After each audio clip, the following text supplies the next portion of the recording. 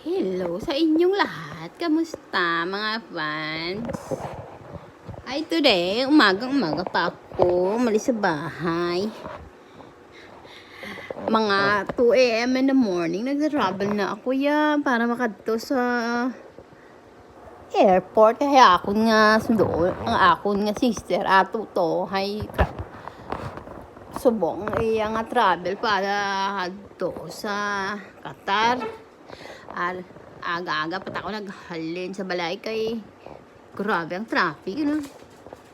Dapat 30 minutes lang ang imo nga makarating ka na sa imo nga kadtuan maabutan ka imo mga 3 hours, mga 2 hours sa sobrang ka-traffic. Mag alis gid sa balay bala partigid ka early para may kasi sobrang traffic ka, may antok-antok ka pa. Ayun nag-aabot ako dali sa akon nga gikan to Alam, pungko-pungko man ko da, view man ko da sa mga view Alam, sunset guys, ang ganda na matana. Wow, daw ma-realize mo. We are here for a moment and then we are gone. Namugin na ang sunset at saka sunrise. Ayan guys, harang ang sister.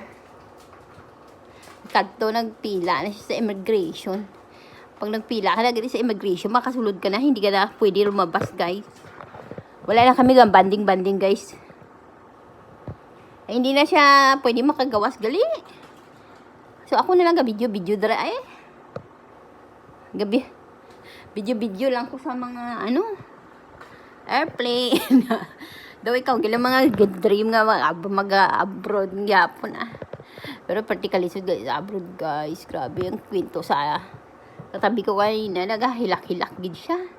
Kaya ang iya nga mga bata, daw hindi niya gid maiwan. Anuhon man ang buhay nga magkaraupod man kamuta na, pero hindi man kamo makakaon silang gusto yung kaon. Ara na ganyan, tapos ako dito. Lakad naman ko di sa dili nga lugar.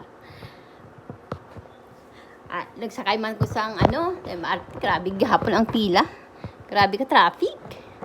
Ang pila ay damo mo gita na tao guys.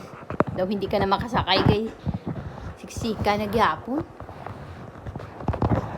Ang iba nag-aala pa para kadto sa work.